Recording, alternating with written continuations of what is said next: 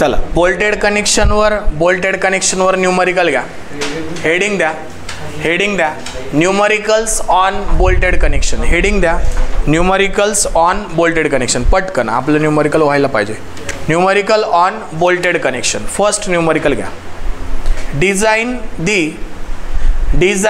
The first numerical घ्या. Design the lap joint for plate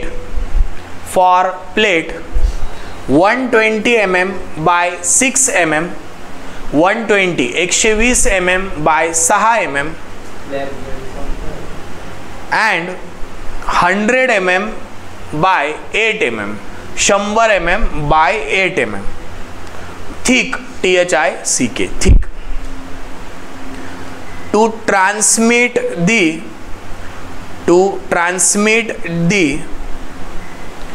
ultimate load of 150 kilonewton. Ultimate load of 150 kilonewton using single row of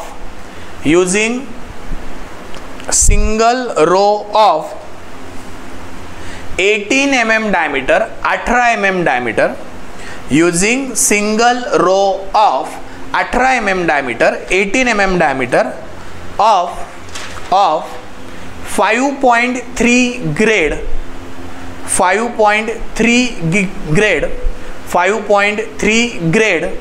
and plate of 500 grade. Plate of 500 grade. Okay, full stop. आता सगळ्यांनी pen ठेवून द्यायचा. लिहायला सगळ्यांना वेळ भेटणार आहे. पहिलं न्यूमरिकल आहे, व्यवस्थित लक्ष द्या, कॉन्सन्ट्रेटेडली बघा, म्हणजे आपल्याला सगळ्या गोष्टी कळतील. आता लक्ष द्या इकडे लक्ष द्या प्रेमराज. आता लक्ष द्या इकडे. आता सर्वात पहिले तुम्हाला सवय काय लावली मी, गिवन डेटा लिहायची. सांगा मग गिवन डाटामध्ये आपल्याला काय काय दिलेलं आहे सांगा ना. गिवन डाटामध्ये काय दिलंय सर्वात पहिले? डायरेक्ट डायमेन्शन दिले. पहिले शब्द काहीच नाही. लॅप जॉईंट आहे, तो महत्वाचा आहे ना. लॅप जॉईंट आपल्याला कळाला का? आपल्याला पुढे कळेल. सांगा लॅप जॉईंट आहे. त्याच्यानंतर किती प्लेट आहे? 2 प्लेट आहे. पहिले कितीची आहे? 120 mm बाय 6 mm ही पहिली प्लेट आहे. दुसरी 100 mm बाय 8 mm ही दुसरी प्लेट आहे. सांगा त्याच्यानंतर अल्टिमेट लोड दिलाय. किती दिलाय अल्टिमेट लोड? 150 किलोन्यूटन. आता मी सांगितलेला नोट पॉइंट तुम्हाला लक्षात येईल. आता याला फॅक्टर ऑफ सेफ्टीने मल्टिप्लाय करायची गरज आहे का नाही गरज आहे?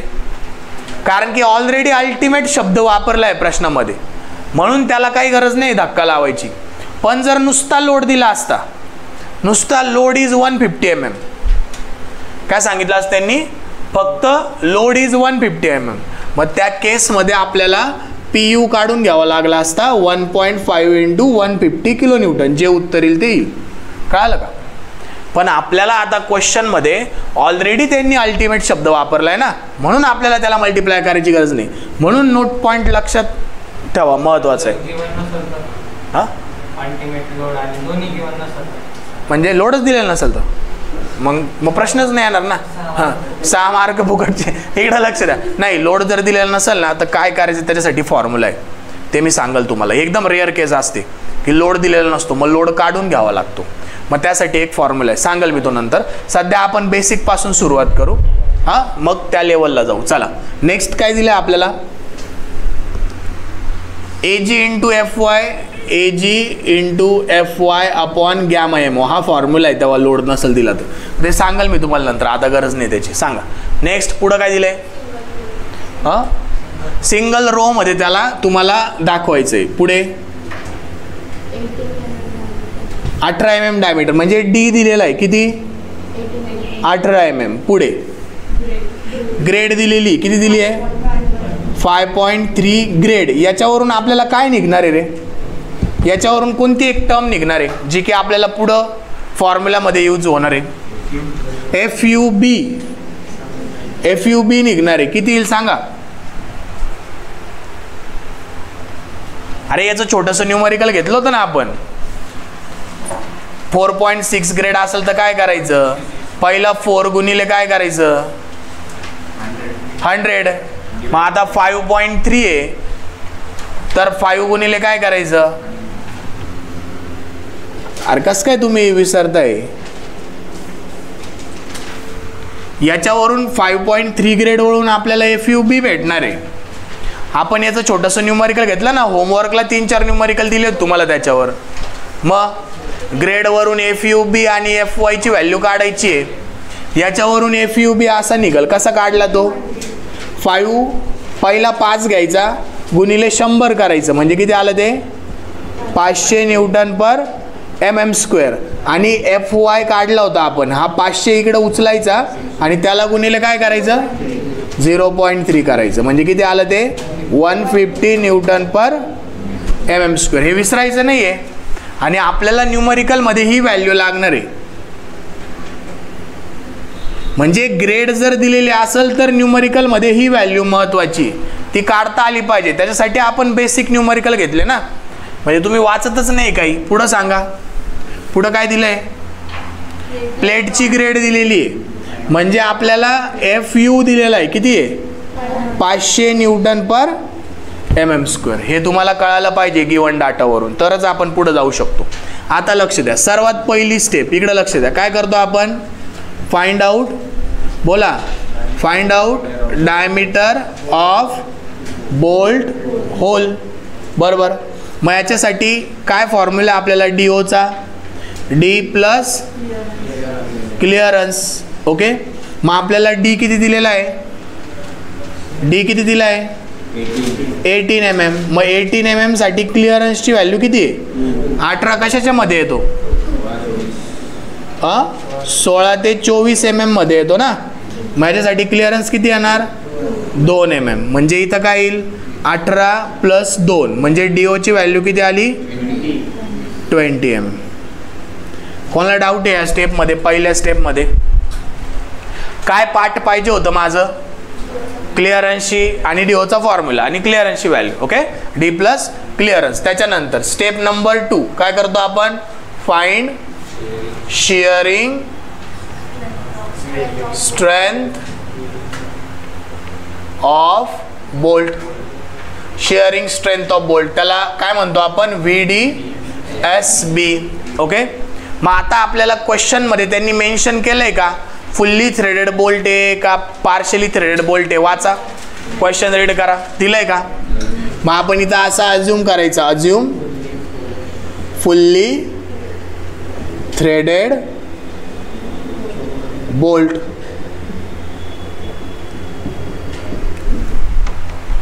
आता कोणी तुमच्यातलं म्हणाल मग पार्शली अज्यूम नाही करू शकत का? अज्यूमच करतोय मग पार्शली नाही करू शकत का? करू शकतो भाऊ, तुझी मर्जी. तुला कॅल्क्युलेशन वाढवायचे असतील तर सरळ सरळ फुल्ली थ्रेडेड करायचं आणि VDSBचा फॉर्म्युला काय येईल मग? बोला. FUB into NN into 0.78 into, बोला माझ्या मागं, π/4 into D² upon under root into gamma MB. Okay. म्हणा परत एकदा.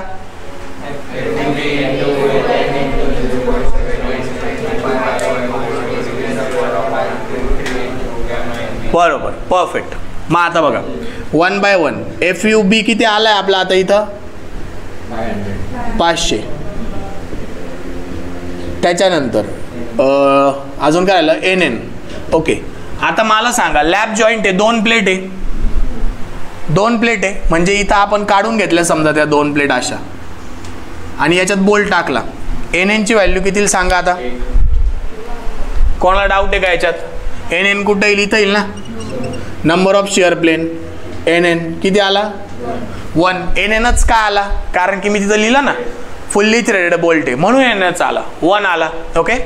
म्हणजे इथं NN ची व्हॅल्यू किती घ्यायची आपल्याला? 1. कशी आली? कोणाला डाऊट आहे का अजून? विचारून घ्या बरं का. त्याच्यानंतर डी किती आलाय आपल्याकडे 18 mm. त्याच्यानंतर गॅमा एम बी किती ॲझ्युम करायला लावला आहे 1.25 ऑलवेज. चला सगळे व्हॅल्यू पुट करा, आन्सर सांगा. कॅल्सी काढा. 500 गुणिले 1 गुणिले 0.78 इंटू π/4 इंटू 18चा स्क्वेअर डिवायडेड बाय √3 इंटू 1.25. सांगा VDSB. व्यवस्थित कॅल्क्युलेशन करा, घाई नाही आहे, व्यवस्थित कॅल्क्युलेशन करा. कुठे अथर्व कॅल्सी? रोजच नाही आणत काय? घरी काय करतं ते कॅल्सी? देवारात ठेवले का? फोन करावं लागेल मग घरी विचारू. हा ENG दाब, ENG दाब, ENG दाब ना. तू पूर्ण सांग, आज प्रत्येक वेळेस अर्धवट काय सांगतो? 45 हां इंटू 10⁻³ न्यूटन. क्रॉस चेक करा, क्रॉस चेक करा. तुमच्यामधलं कोणाचं कॅल्सी नाही का बरं? घरी नाही ठेवायचं. बॅग वेगवेगळ्या आहे का तुमच्या कॉलेजची आणि क्लासची? एकच ना, लहान आहे का? वेगवेगळ्या बॅगा. लहान पोरांच्या क्लासची बॅग वेगळी राहते. हां ठीक आहे, चला पुढं जाऊ. आलंय, क्रॉस चेक झालंय व्यवस्थित. आता कोणाला जुन्या कॅल्सीवर इथं विषय असेल कोणाला टाकायचा, मग त्यांनी ब्रॅकेट टाकायची जुन्या कॅल्सीवाल्यांनी. नवीन कॅल्सीवाल्यांनी डायरेक्ट टाकलं तरी काही इश्यू नसतो. चला मग आता थर्ड स्टेप काय येणार आहे आपल्याला? Find bearing strength of bolt. Formula बोलायचा आहे पटकन सांगा. VDPB इज इक्वल टू बोला 2.5 into D into T into FU काय KB राहिला ना, सांगा 2.5 into KB into D into T into FU upon gamma MB. चला 1 by 1. आता FU ची व्हॅल्यू किती दिली आपल्याला? FU किती दिलाय? कुठे आहे तो? नाही रे, तो FY FU खाली दिलाय ना.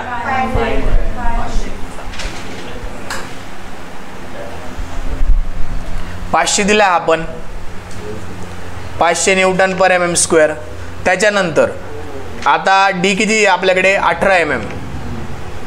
त्याच्यानंतर T किती आहे? थिकनेस ऑफ थिनर प्लेट आहे ना. मग 6 आणि 8 मधली थिनर प्लेट कोणती? अरे थिकनेस, ही थिकनेस असते, ही थिकनेस असणारी आणि ही विड्थ असणारी B. सांगा 6 आणि 8 मधला छोटा कोणता? 6. म्हणजे इथं किती येईल? 6 mm. गॅमा MB बोला 1.25. पाठच करायचा. आता उरला काय? KB. ओके, मग लिहून घ्या, एवढं लिहून घ्या. मग KB काढू आपण. हलवू नका याला. चला मग आता KBची व्हॅल्यू आहे, इकडे लक्ष द्या. थांबवा आता, लिहिणं थांबवा. KBची व्हॅल्यू मला सांगा. आता KB म्हणजे काय? KB is minimum of below. इकडे लक्ष द्या, इकडे लक्ष द्या प्रेमराज. KB मिनिमम व्हॅल्यू आहे. मग सर्वात पहिले सांगा काय? E/3 into DO. बरोबर. मग आता ईची व्हॅल्यू आपल्याला त्यांनी क्वेश्चनमध्ये सांगितलं आहे का मशीन कट आहे का हँड कट आहे? मग आपण असं अज्युम करायचं, अज्युम मशीन कट. ओके, मग मशीन कट जर असलं तर काय येणार? 1.5 इंटू DO. म्हणजे 1.5 इंटू DO किती आला आहे? 20. म्हणजे किती येईल? 30 mm. त्याच्यानंतर म्हणजे इथं किती येईल? 30 divided by 3 into DO. DO किती आहे? 20. 6 किती उत्तर आलं? 0. डॉट आहे का? 0.5. त्याच्यानंतर सेकंड फॉर्म्युला सांगा.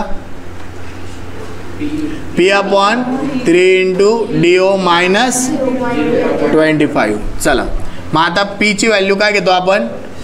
2.5 इंटू D. मग 2.5 D किती आहे मस्के? 18.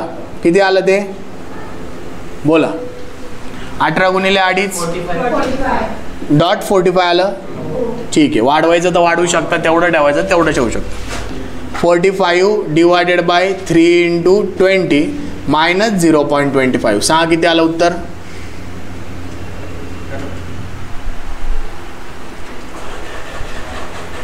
बोला, व्यवस्थित करा.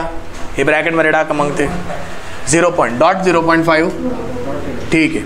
तिसरं FUB अपॉन FU. आता FUB किती आहे 500, FU किती आहे 500, म्हणजे किती आलं 1. आणि चौथं 1. मग सांगा देअरफॉर KB इज किती येईल सांगा. यांच्यापैकी मिनिमम 0.5 0.5 1 1 मिनिमम कोणती व्हॅल्यू आहे 0.5. 2 कुठं आली, ही आली ना, ह्या व्हॅल्यू आल्या ना तुमच्या. या टोटल टर्मचं उत्तर काय आलं, हे आलं. या टोटल टर्मचं उत्तर काय आलं, हे आलं. या टोटल टर्मचं उत्तर हे आणि हे. मग 1 1 0.5 0.5 यांच्यामधली मिनिमम व्हॅल्यू काय आहे 0.5. म्हणजे आता मग आपल्याला त्या फॉर्म्युल्यामध्ये टाकता येईल. सांगा मग VDSB इज इक्वल टू काय येणार 2.5. KB ची व्हॅल्यू 0.5. D किती आहे 18. T किती आहे 6 आणि FU किती आहे 500 डिवायडेड बाय गॅमा MB किती आहे 1.25. 6 किती आलं उत्तर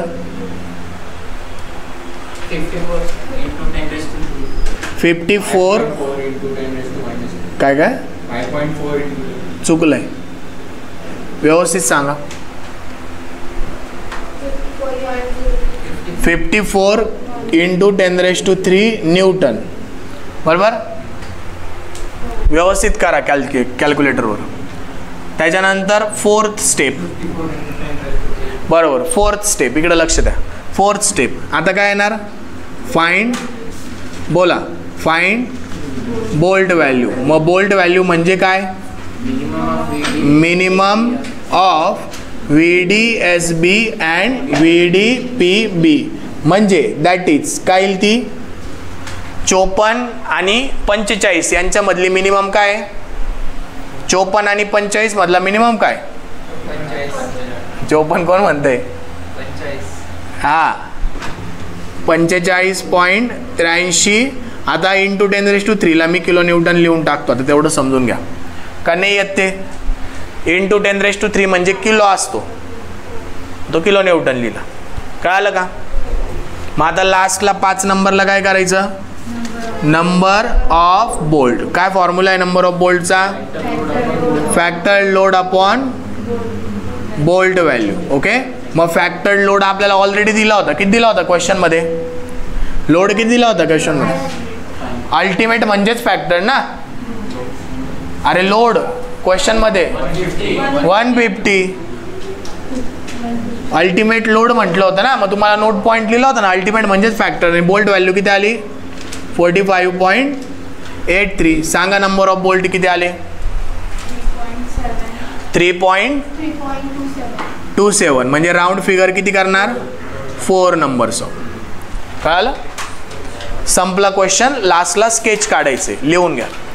स्केच काढायचे आपल्याला, लिहून घ्या पटकन फास्ट. किंवा त्या साईडचं झालं का सांगा, मग मी तिथं स्केच काढून देतो. आता आपली लास्ट 6 नंबरची स्टेप काय असणार आहे स्केच.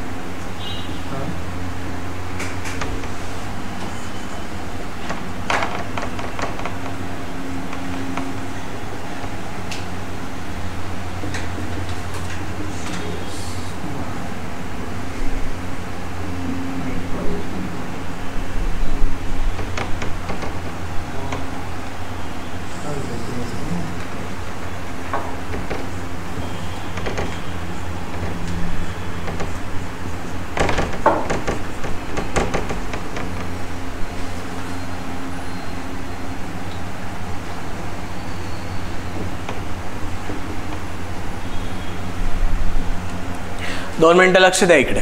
आता बघा आपले नंबर ऑफ बोल्ट किती आले इकडे लक्ष द्या, नंतर लिहा. नंबर ऑफ बोल्ट किती आलेले 4 बरोबर. मग जेव्हा आपल्याला लॅप जॉईंट दाखवायचं ना, एकमेकांवर प्लेट दाखवायची, एक 12/6 एक 12/8 बरोबर. खाली वरती कोणती दाखवा आपल्याला असं काही त्यांनी दिलेलं नाही. 4 बोल्ट म्हणजे 1 2 3 4 असे 4 बोल्ट दाखवले. आणि त्याला जर वरतून बघितलं तर टॉप व्ह्यू हा दिसणार आहे, हा क्रॉस सेक्शन दिसेल, हा टॉप व्ह्यू दिसेल. म्हणजे याला वरतून बघितल्यावर असे 1 2 3 4 होल दिसणार आहे बरोबर. आणि प्लेटच्या कॉर्नर पासून तर पहिल्या बोल्टचा सेंटर याला काय म्हणता एंड डिस्टन्स. आणि 2 कॉन्सिक्युटिव्ह बोल्ट मधल्या डिस्टन्स काय असतं, पिच डिस्टन्स. मग पिच आणि एंड डिस्टन्स किती आलंय 30 mm दाखवलं. पिच किती आहे 45 आणि शेवटी 30. इथं गेज आलं का नाही. आता मी हे असंच का केलं, त्यांनी क्वेश्चन मध्ये दिलं होतं बघा, काय दिलं होतं, सिंगल रो मध्ये अरेंज करायचे म्हणून सिंगल रो. हा ते 10 आले असते, त्यांनी म्हटलं होतं सिंगल रो म्हणून मी सिंगल रो दिला असतं बरोबर. जर 10 आले असते आणि त्यांनी काही म्हटलं नसतं तर मी 5 असे दिले असते आणि 5 वरती दिले असते, डबल रो दिले असते, माझी मर्जी. कळतंय. डायग्राम मध्ये काय प्रॉब्लेम आहे मला सांगा. सिंगल रो म्हणून एका सोबत सांगितलं, जर सिंगल रो नसते सांगितले तर मी काय केलं असतं 2 इकडं आणि 2 वरती म्हणजे 4 असे दाखवले असते, माझी मर्जी. म्हणजे ते तुम्ही कसंही दाखवा जर त्यांनी मेन्शन केलेलं नसेल तर. आणि जर त्यांनी स्पेसिफिकली मेन्शन केलंय की सिंगल रो का डबल रो का ट्रिपल रो तर त्या हिशोबाने आपल्याला दाखवायचे. डायग्राम कंपल्सरी आहे, त्यालाच तुम्हाला 1 मार्क आहे शेवटचा. कळालं सगळ्यांना. काही डाऊट आहे इथपर्यंत की सर आम्हाला हे नाही कळालं ते नाही कळालं. सगळं कळालं, डायग्राम कळाली, स्टेप्स कळाल्या. ओके. आता नेक्स्ट लेक्चरमध्ये आपण काय घेणार आहे, याच्या पुढचे न्यूमेरिकल घेणार आहे. ओके ठीक आहे.